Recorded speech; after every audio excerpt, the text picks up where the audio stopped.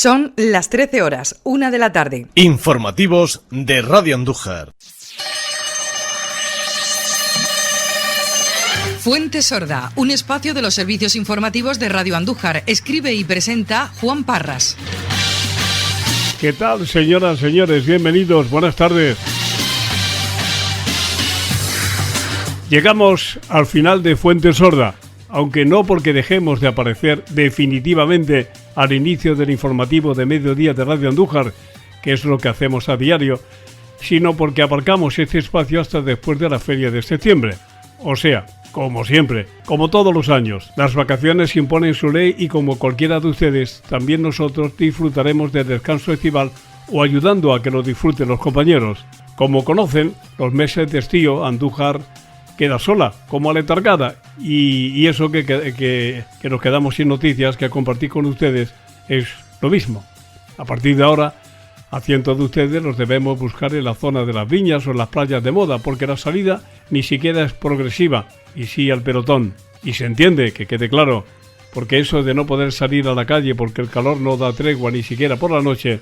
exige poner en marcha la imaginación y buscarse un lugar en el que al menos descansar al caer la tarde y sobre todo la noche. Solo por eso se justifica que nuestra ciudad quede como un pueblo del oeste abandonado por la llegada de un famoso y peligroso pistolero, porque es insoportable el calor que compartimos, y que conste que no todos podemos, porque recordemos que son miles los que quedamos al pie del cañón o de la caja de la tienda a la espera de vender lo que comercializamos, no todos pueden disfrutar. Y porque alguien se inventó lo del aire acondicionado y en el interior de las tiendas, bares y despachos, además de viviendas particulares, porque naturalmente disfrutamos de temperaturas más que llevaderas, que si no en el terreno político, aunque el actual gobierno municipal se ha comprometido con la ciudad en no parar a lo largo de estos meses, suponemos que entre viñas y despachos pasarán el verano con las dificultades propias que genera esta estación. Naturalmente no dejamos de lado a quienes en este tiempo, en el invierno, lo padecen de manera muy especial, porque sus viviendas no solo no reúnen las condiciones mínimas de habitabilidad que deberían, sino que el equipamiento es mínimo y muy alejado de cualquier estatus acomodado. Volviendo a la política, aunque el tema que acabamos de tratar está ligado a ella por lazos indisolubles,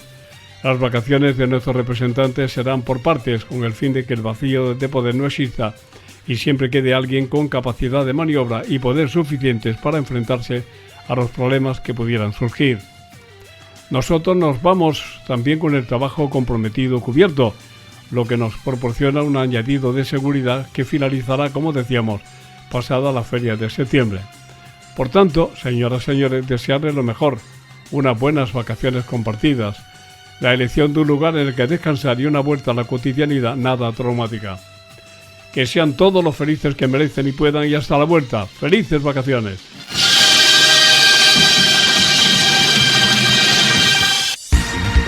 ¿Qué tal? Gracias, señoras y señores, por su compañía. Tiempo ahora para la información en Radio Andújar con nuestra editorial Fuente Sorda, que se va de vacaciones, volverá en septiembre. Como ocurre cada año cuando llega junio, termina la programación especial que acompaña a ustedes cada tarde. También nuestra editorial Fuente Sorda, que como saben abre el informativo de la 1 de la tarde y cierra el de la noche. En titulares les contamos que hoy el mundo se tiñe de los colores del arco iris para conmemorar el Día del Orgullo LGTBI. Nosotros lo vamos a abordar de diferentes maneras, con una entrevista con Miguel Ángel Chamocho, saben, profesor universitario, miembro del Instituto de Estudios Jiennenses, que nos habla de una publicación interesante que habla pues concretamente de lo que conmemoramos hoy, pero qué ha ocurrido con esto a lo largo de la historia. El Día del Orgullo LGTBI nos lanza hoy a la piscina de la mano de una iniciativa municipal que busca alejarnos de la homofobia. En este sentido, añadimos que el Pleno de la Corporación Municipal aprobó ayer por mayoría, con los votos en contra de Vox, de la creación del Consejo Local LGTBI. Hablamos también de la huelga en la sanidad que se ha vivido esta semana y que igualmente en el Hospital Alto Guadalquivir también ha tenido sus parones. Se denuncia la situación de los servicios sanitarios andaluces de cara al verano. Sin olvidarnos de que la sequía sigue siendo una realidad, las 13ª jornadas del ciclo integral del agua celebradas en la provincia han incidido en la necesidad del buen uso de los recursos hídricos. También hablamos en el terreno deportivo del éxito cosechado en el último campeonato en natación, donde han estado los alevines del Club Natación Andújar, y terminaremos con el repaso a la agenda de actualidad, en la que destacamos que hoy el delegado de Fomento, Miguel Contreras, nos habla de los cortes importantes que se van a producir en la carretera de Fuerte del Rey de cara a todo el verano. El motivo, las obras que se siguen en ese lugar. Se lo contamos a continuación. Efectivamente, por aquí empezamos, porque son miles las personas que utilizan la carretera de Fuerte del Rey en su desplazamiento hacia Jaén. Es importante que tengan en cuenta lo que vamos a contarles hoy. Especialmente nuestros compañeros de Motor en Directo lo abordarán el próximo domingo con los datos ya de la rueda de prensa que va a protagonizar hoy el delegado de Fomento de la Junta de Andalucía en Jaén, señor Contreras. Y es que las obras que se siguen en la carretera de Fuerte del Rey, la conocemos así, oficialmente hay que reconocerla como la A311, está en obras y concretamente va a entrar en un momento muy especial que necesita del corte total de esta vía, al menos entre el cruce de Arjona y hasta el acceso a la Higuera. Bueno, pues a partir del próximo martes, día 2, esta carretera, que es transitada por miles de vehículos a lo largo del día, que precisamente ese uso de la carretera es el que ha llevado a la Junta de Andalucía a actuar en el sentido en el que lo va a hacer, toda vez que se ha desechado la intención primera que tenía el actual partido político que regenta la Junta de Andalucía, que era hacer la autovía. Parece que por el momento eso se queda aparcado, se hace una vía más rápida y que conlleva esta serie de actuaciones que hoy va a volver a incidir en ellas en rueda de prensa el delegado de Fomento, para explicar el porqué de ahora esta nueva fase que se inicia necesita del corte total de este tramo concreto, pero que va a afectar a gran parte de la carretera, sobre todo las personas que o que vienen hasta Andújar o que van a ir hasta Jaén, que lógicamente van a tener que utilizar otros itinerarios alternativos, que son los que ya ha anunciado la Junta de Andalucía ante el corte de esta carretera, que se va a llevar a cabo, atención, entre el 2 de julio y el 30 de septiembre, prácticamente todo el verano. Y estos itinerarios alternativos ya conocidos es que accedamos o bien a la A4 o bien a través de la A44. También se nos indica el tramo de la A4 que nos podría unir la Higuera a Andújar por Villanueva de la Reina, que también es otro trayecto pues utilizado, bastante utilizado, por cierto. Y no habrá restricciones entre la comunicación Andújar-Arjona por Cuna, que son las carreteras A305 a 311, pero concretamente es un tramo que no se va a ver afectado. Pero decimos que los detalles los va a dar a conocer hoy en rueda de prensa el delegado de Fomento, y nuestros compañeros de Motor en Directo lo contarán con más detalle el próximo domingo, en el que va a ser, por cierto, también el último programa de la temporada.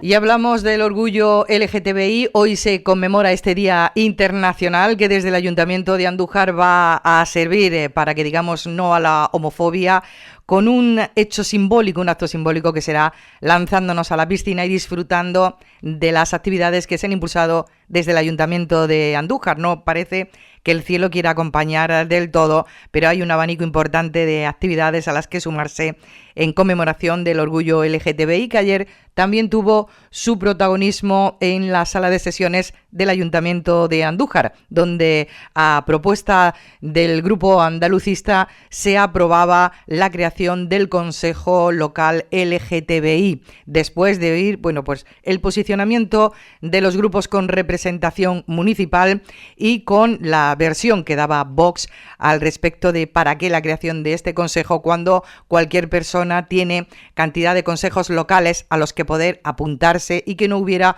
uno exclusivo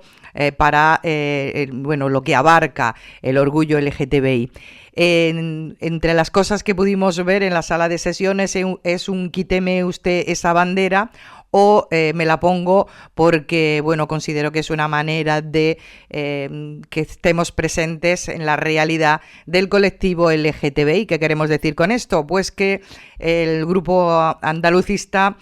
colocaba en su estrado una bandera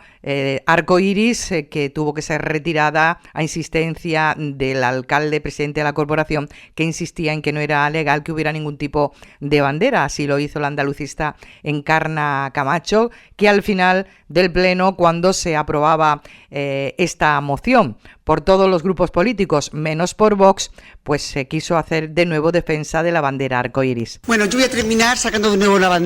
bandera que Vox ha pedido al presidente del Pleno que retire, porque parece ser que para ellos, para este grupo político, es ofensiva. Una bandera que lo que hace es reivindicar los derechos de todas las personas que tienen una orientación sexual LGTBI, que todos sabemos lo que significa cada sigla, que según la señora Peinado son todos de extrema izquierda. Por lo visto, excluye a personas que se tienen una orientación sexual porque se nace así, y no se nace siendo de extrema izquierda ni de extrema derecha. Y luego algo muy curioso es que también ellos dicen que no quieren meterse, que a quién mete cada uno en su cama, ¿no? Por no decir algunas palabras que ha dicho la señora Peinado. Hombre, solamente faltaba que también Vox se metiera en la mente de la gente. Yo creo que a ellos también eso les gustaría, pero eso no lo pueden hacer. Lo que uno piensa y lo que uno siente, por suerte todavía nadie puede manipularlo. Y claro que eso no es que a ellos no les importa, es que no pueden hacer nada al respecto. Por tanto, nosotros creemos que Vox está absolutamente confundido. Ustedes dicen que hay muchas personas que les votan y que tienen estas orientaciones sexuales. Bueno, pues yo creo que hay que decírselo. Hay que decírselo lo que ustedes piensan en contra de todo ello. Que esto no es ninguna asociación que nadie se apunta, que esto no es un lobby de extrema izquierda, que están ustedes muy confundidos, que hablamos como, es que quienes somos mujeres,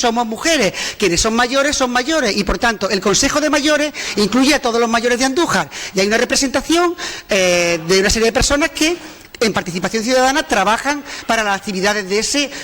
grupo, ese sector de la población completo en Andújar, que están muy confundidos, que aquí no hay que apuntarse a ningún lobby ni a ninguna asociación, y que esto no es un lobby de extrema izquierda, que hay mucha gente, de hecho de ultraderecha, como usted dice, que no saben la versión que ustedes tienen a personas que, como digo, tiene una orientación distinta a la que es la unión entre un hombre y una mujer. El señor Cazalilla ha tenido a bien decirnos algunas de las frases que dicen en su partido, y de verdad, yo creo que usted a lo mejor no es consciente de lo que piensan los de arriba de su partido con respecto a este tema. Son verdaderos homófobos. Es una auténtica realidad. Están en contra del matrimonio homosexual, están en contra de toda esa unión, además ellos no la entienden natural. Por tanto, hágaselo mirar, y esto hay que decirlo a la población, que si Vox gobierna significa que va a no proteger a las personas que tienen esta orientación sexual, que es distinta a la heterosexual. Todo lo que sea distinto a la heterosexual, ellos no lo entienden como natural. Las mociones vividas en el pleno de la corporación de ayer, las que, bueno, necesitaron más tiempo para su debate. El próximo lunes nos ocuparemos de otros asuntos de un pleno en el que, bueno, hubo muchos asuntos de puro trámite que venían ya dictaminados de sus comisiones informativas pertinentes, pero que deben pasar por el pleno para su aprobación. En torno a esta celebración hoy del orgullo LGTBI, les decíamos, teníamos pendiente de saber más acerca de una interesante publicación que nos llega de la mano del catedrático, hijo de Andújar, Miguel Ángel Chamocho, profesor de la Universidad de Jaén, miembro del Instituto de Estudios Jiennenses, que, bueno, ha elaborado un trabajo que está siendo de estudio prácticamente a nivel nacional, en el que analiza las persecuciones que ha sufrido el colectivo LGTBI acusado de sodomía desde hace milenios, y detrás de esta persecución, pues de nuevo, como en algunos otros ámbitos que han sido analizados por diferentes personalidades en el ámbito del estudio y la investigación, la Iglesia está detrás. Efectivamente, si la persecución en sí de las relaciones homosexuales, lo que se ha denominado tradicionalmente como relaciones sodomíticas, está vinculado precisamente a un texto hebraico, es decir, del Viejo Testamento, que es del Génesis. En su capítulo 19 se describe la destrucción de Sodoma y Gomorra precisamente por el supuesto abuso que los ciudadanos de Sodoma iban a realizar con los ángeles enviados por Yahvé, y que si no llega a ser por Lot, que los sacó de su casa y entrega a sus hijas, digamos, para que puedan yacer los vecinos de Sodoma con ellas, pues de alguna manera de ahí, de este texto hebraico, que evidentemente luego se manifiesta las dos religiones del libro, que proceden de esta misma tradición, como son la religión católica y como es la tradición coránica, que también incorpora el Corán varias suras en las que se repite además esta tradición del Génesis, pues a partir de ahí, y luego otro texto del Levítico, también forma parte del Viejo Testamento, otro texto hebraico, pues las relaciones homosexuales, es decir, sexo entre hombres, se persiguen muy, muy, muy duramente. Se estigmatiza, por tanto, prácticamente desde hace milenios, y muy vinculado efectivamente a una concreta ortodoxia religiosa. Nace en el mundo hebreo y se traslada posteriormente al mundo cristiano, al mundo católico y al mundo coránico. Porque además, Miguel, ya que estamos hablando del día LGTB, no por incluir en la estigmatización, evidentemente, pero no solamente fueron estas prácticas entre hombres las que posteriormente serían castigadas, sino que también se acabaría incluyendo las relaciones entre mujeres y este sexo anal entre hombres y mujeres, ¿verdad? Efectivamente, sí. Luego ya lo que denominamos en el ámbito de la sodomía, una sodomía que consideramos el bien jurídico protegido por excelencia, que es el acto de procreación. Es decir, se supone que, y así lo interpretan los teólogos moralistas, tanto católicos como de otras religiones, el hombre ha sido creado por Dios a su imagen y semejanza, y por lo tanto, en esa búsqueda de esa imagen y semejanza, la función del hombre es la de la procreación. Es decir, verter, y sigo los términos que se utilizan por los moralistas católicos, es verter la semilla en el vaso adecuado, que es el sexo femenino, para que se pueda procrear. Y eso dentro de un sacramento, que es el sacramento del matrimonio. Por lo tanto, toda acción que no se realice, toda acción sexual que no se realice dentro del matrimonio es pecaminosa y por tanto es delictiva. Y si esa acción que se realiza fuera del matrimonio es además no para buscar la procreación, sino para buscar el placer de los que copulan, pues evidentemente están cometiendo otro acto contrario a la moral, contrario a la ortodoxia religiosa, y por tanto es pecaminoso. En el momento en el que un hombre y una mujer en el seno del matrimonio, es decir, dentro del sacramento, tienen relaciones sexuales, pero no van dirigidas a la procreación, es decir, el sexo anal, o incluso sexo utilizando para ello mecanismos profilácticos, se considera también un delito de sodomía, aunque evidentemente con muchísima menos, digamos, penalidad. Se quedaría simplemente en alguna sanción pública, pues para un castigo más moral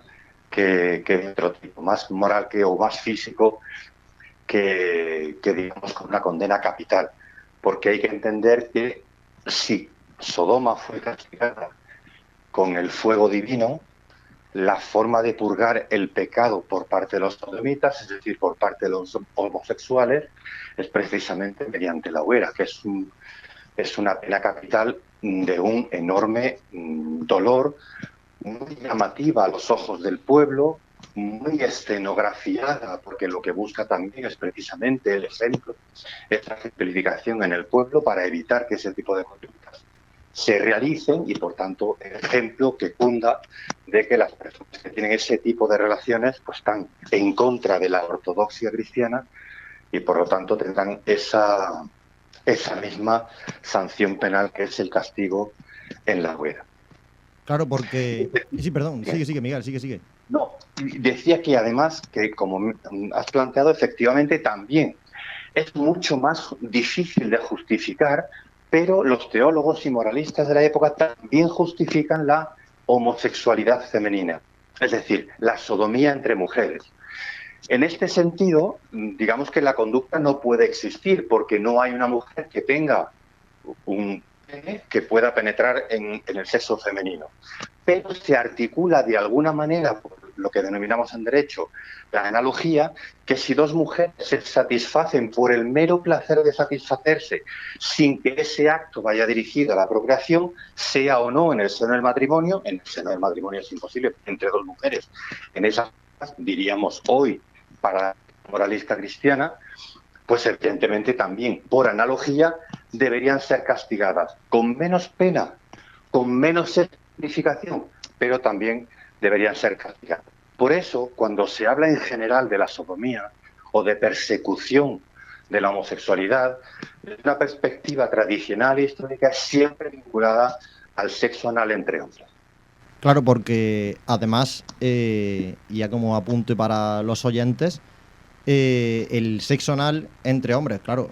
a la hora de practicar sexo, pues no podría ser de otra manera. Y entre hombres y mujeres, pues antes, como era mucho más costumbre llegar virgen al matrimonio, la mujer y el hombre, pues para que en el caso de la mujer no se notase, pues sí que es verdad que se recurría a esa práctica y que al final, pues también acababa siendo condenada porque esos castigos, como tú ya has indicado, Miguel, se intensificaron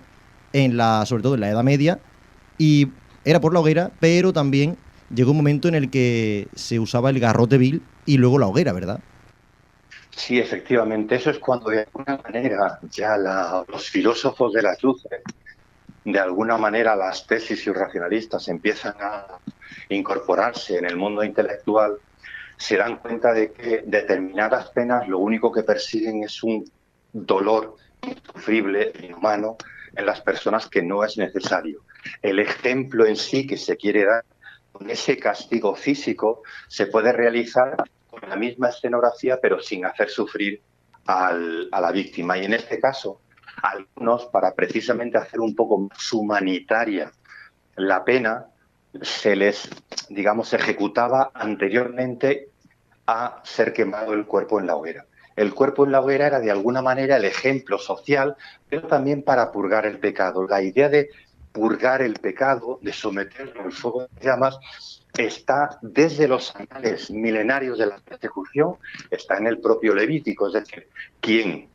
comete ese delito tiene que sufrir la ignominia en la hoguera para purificarse. Por tanto, la persecución que se realiza contra estos homosexuales, incluso hasta prácticamente la despenalización, es decir, la eliminación en los códigos penales europeos a finales del 18 y comienzos del 19, del siglo XIX, pues la pena capital que se les aplicaba era esa, pero ya a partir del siglo XVIII se tiende a minimizar el espantoso dolor que es morir vivo en la hoguera.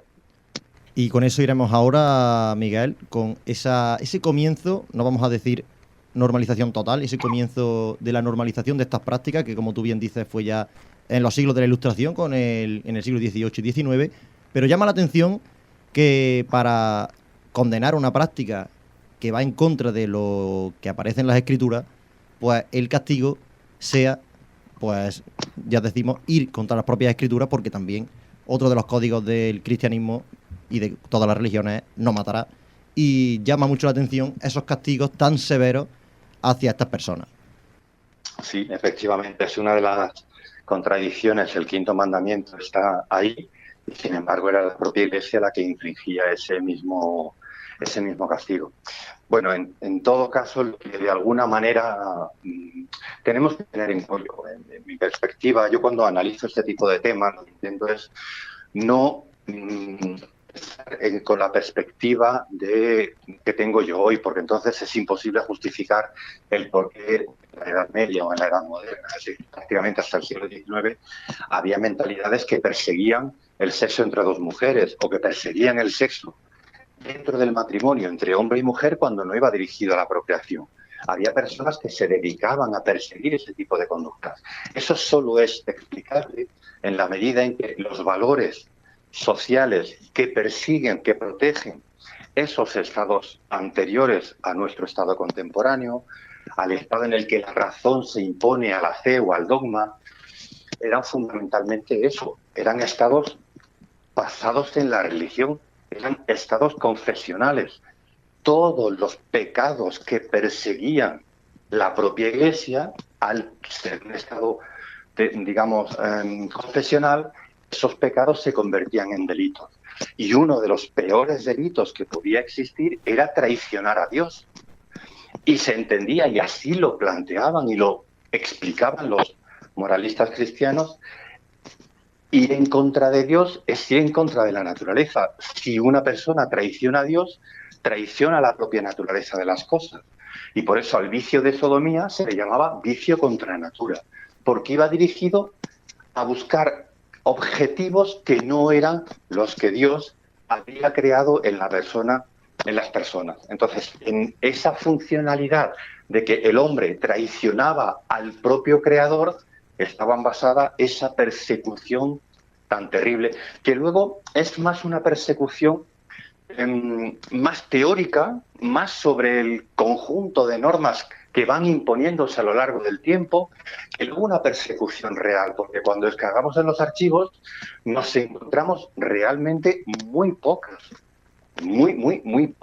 sentencias condenatorias sobre delitos de sodomía, y las que efectivamente se realizan y son condenatorias, fundamentalmente muchas de ellas las realizó la Inquisición, porque la Inquisición fue la que persiguió la ortodoxia cristiana, y por tanto todas las conductas heterodoxas fueron objeto de persecución por la Suprema Inquisición, y muchas de estas conductas de sodomía cayeron ante la competencia de los tribunales inquisitoriales. Y en la medida en que estos tribunales inquisitoriales, con un mínimo trámite probatorio, entendían que ya había habido delito, montaban o realizaban el auto de fe, que ese auto de fe es esa especie de tramoya institucional en el cual se van ejecutando todas y cada una de las distintas sanciones penales a todos los delitos, e incluidos, escasos, pero incluidos estos delitos de sodomía. Y ya vamos a llegar a la época, Miguel, ya cuando el ser humano pues empieza la etapa que se conoce como más de la racionalización, la Ilustración, siglo XVIII, XIX, y ahí esta práctica pues se empieza a normalizar, no en su totalidad, pero se comienza a normalizar en un proceso que, ¿cómo fue llegando a la población? Pues esto al principio comienza como en todo, desde la intelectualidad. Es decir, la sociedad sigue, digamos, vinculada a esa concepción clerical social, y por tanto entienden que el sexo entre varones es un acto contra natura, y por tanto la sociedad sigue anquilosada, sigue enquistada en esa tendencia. Son, sin embargo, los intelectuales los que se acercan a esa concepción racionalista de las cosas y usan la inteligencia humana en lugar de la fe, en lugar del credo, en lugar del dogma. Es cuando se empiezan a dar cuenta que los estados, por influencia de la Iglesia, están persiguiendo determinados delitos que no tendrían por qué perseguirse, que en el seno de la más absoluta privacidad de las personas uno puede tener o mantener relaciones sexuales siempre y cuando no sean de carácter público, y por tanto, si eso se le permite a las parejas heterosexuales, ¿por qué no se les puede permitir, insisto, siempre que haya libertad entre las personas y que se realice en la más absoluta privacidad? Se permite las relaciones homosexuales. Y a partir de ahí, pues esos intelectuales son los que todos conocemos, que les hemos oído muchísimas veces: Montesquieu, Voltaire, Rousseau, Bentham, los grandes penalistas, Cesare de Caria, Manuel de Larrazábal. Todos ellos son los que empiezan a desvincular que una cosa es el dogma y otra cosa es la razón. Y que cuando hay que sancionar las conductas que son pecaminosas, esas que las sancione la Iglesia. Pero no todas las conductas pecaminosas tienen que convertirse en sanciones delictivas. Se diferencia el pecado por un lado y el delito, y los estados comienzan progresivamente a darse cuenta de que las relaciones homosexuales, siempre que sean consentidas en la más absoluta libertad de las personas y siempre en una intimidad, no tienen por qué convertirse en delito. Sí en pecado, y eso corresponde a la Iglesia, pero nunca en un delito en el que el Estado tenga que intervenir, y mucho menos para una sanción tan tremenda como era la sanción penal de la hoguera. Y a partir de ahí, pues es lógico, todos los códigos penales, imagínate cuál puede ser el primero, el Código Penal francés, que es el ejemplo, digamos, de las luces en toda Europa. Pues el Código Penal de 1791 en Francia es el primero que segrega, disgrega, separa el delito del pecado y es el que primero despenaliza la sodomía. A partir de ahí llegará el Código Penal de 1822, etc. Y no todos los estados, porque hay estados que van a mantener la sodomía, como por ejemplo Austria o Alemania, que en sus códigos penales de 1852 y 1870 lo van a seguir manteniendo, pero va a ser por muy poco o corto espacio de tiempo. ¿Qué es lo que va a ocurrir a partir de este momento? Pues que lo que deja de ser delictivo y sigue siendo pecaminoso es objeto de otra ciencia, que va a ser la ciencia médica, y a partir de ahí van a intentar los médicos forenses sacar a relucir cuál es la verdadera sexualidad delictiva. Es decir, la homosexualidad que es ejercida como si fuera por prostitución, los usos deshonestos, el exhibicionismo. Esas son las conductas que ahora estos médicos forenses tienen que determinar a través de esos componentes psicológicos, de esas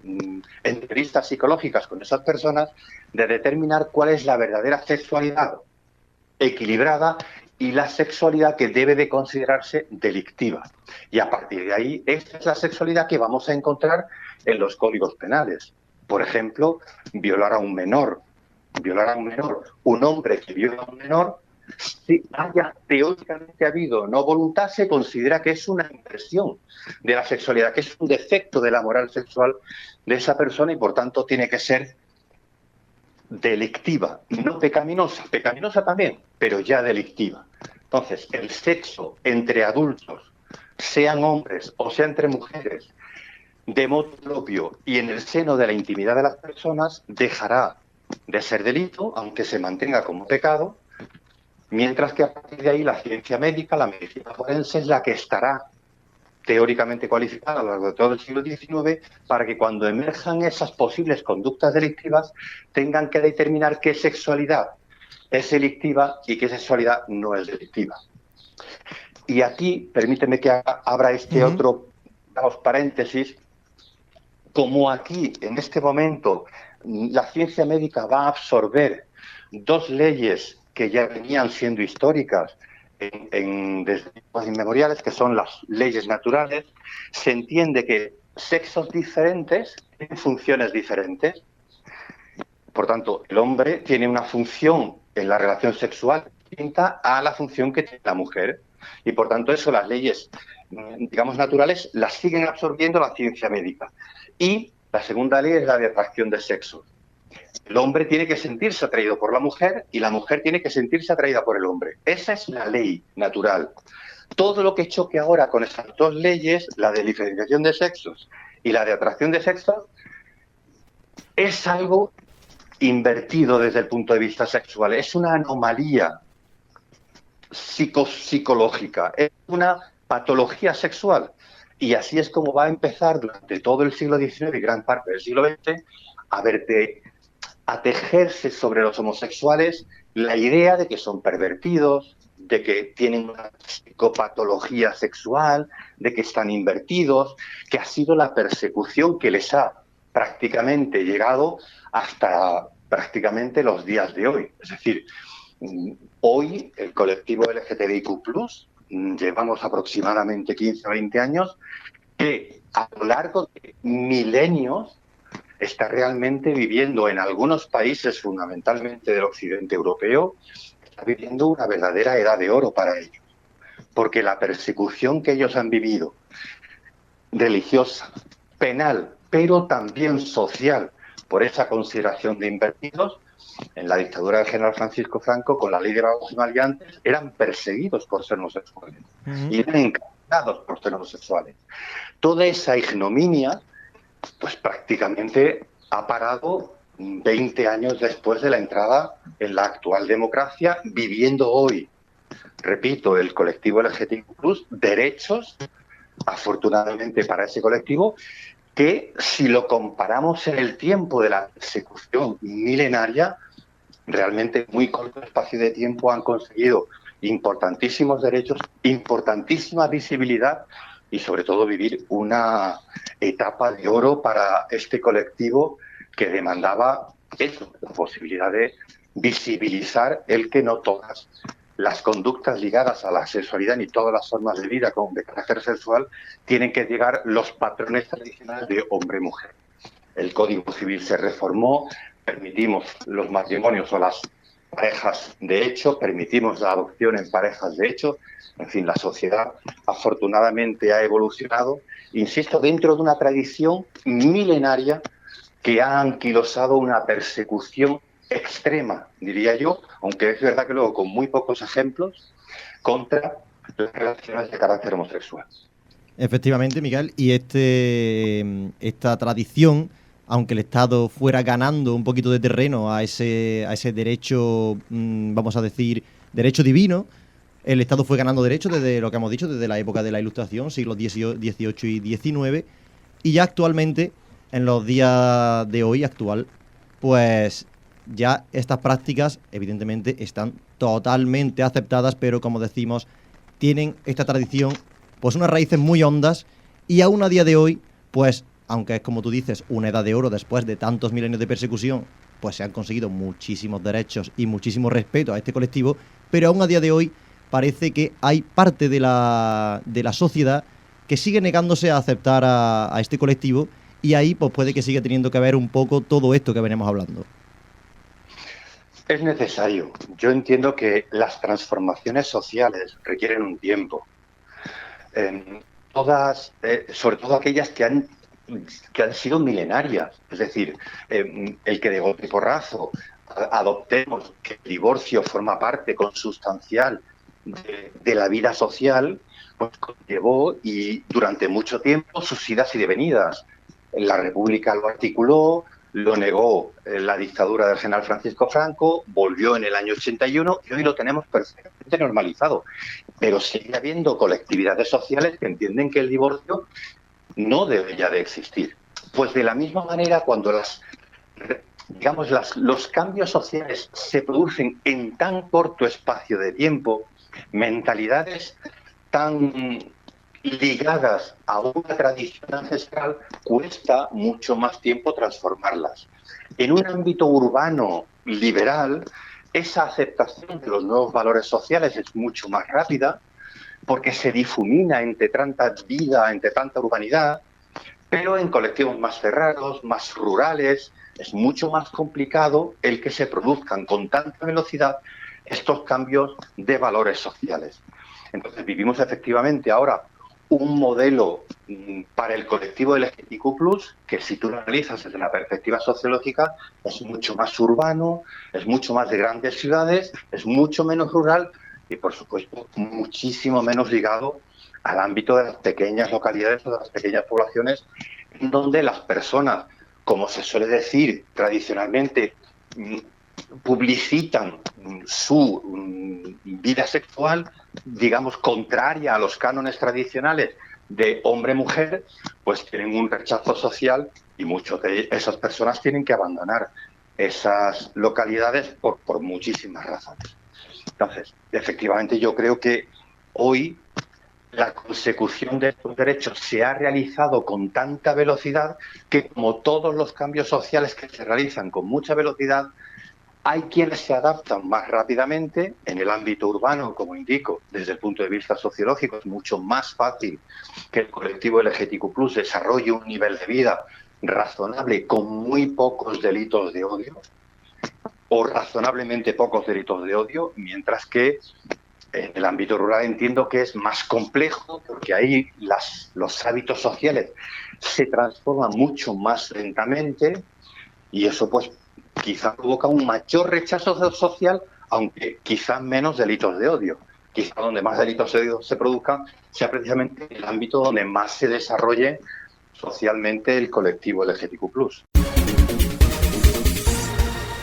Brevemente vamos con otras noticias. Se nos acaba el tiempo para la información y no queremos dejar atrás el destacar la importancia que ha tenido la celebración de las 13ª jornadas del ciclo integral del agua que ha organizado la Diputación Provincial de Jaén. Como era de esperar, uno de los temas centrales que han suscitado pues mayor seguimiento ha sido la importancia del uso eficiente del agua, algo que no debe pasarnos desapercibido, y dar herramientas justamente para que así sea. Desde el Gobierno de España, a través del subdelegado del Gobierno, Manuel Fernández, se insistía en que todo lo que se aborda en estas jornadas representa una gran oportunidad para las entidades que se dedican a la gestión y al uso del agua.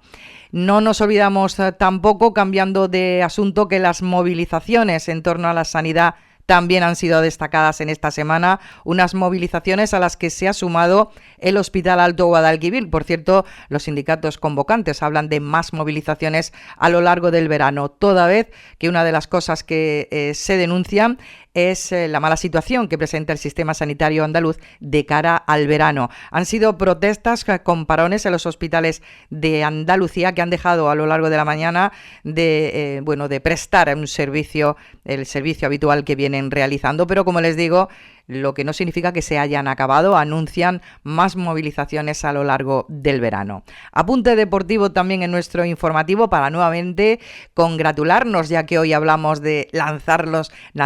a la piscina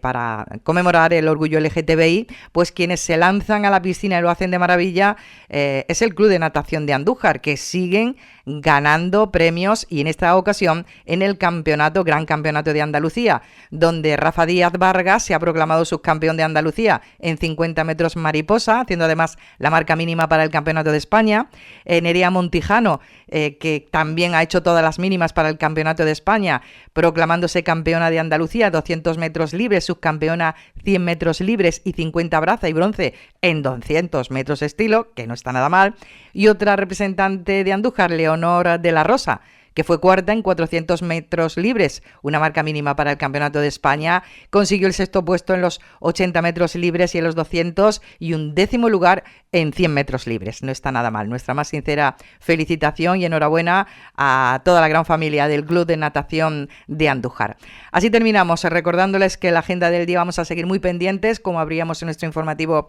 con lo que el delegado de Fomento iba a decir al respecto del corte en la carretera de Fuerte del Rey. Recuérdenlo, desde el martes día 2 hasta septiembre no se va a poder circular por esta carretera, al menos en el tramo que desde Andújar nos conecta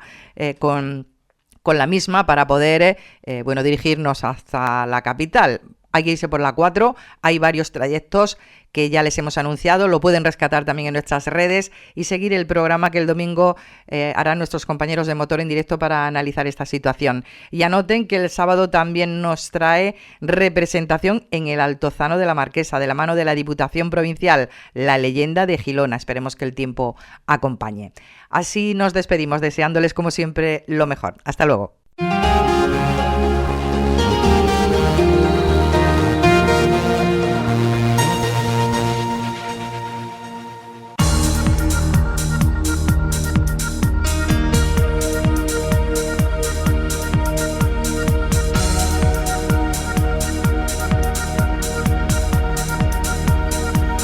Radio Andújar, profesionales al servicio de la información.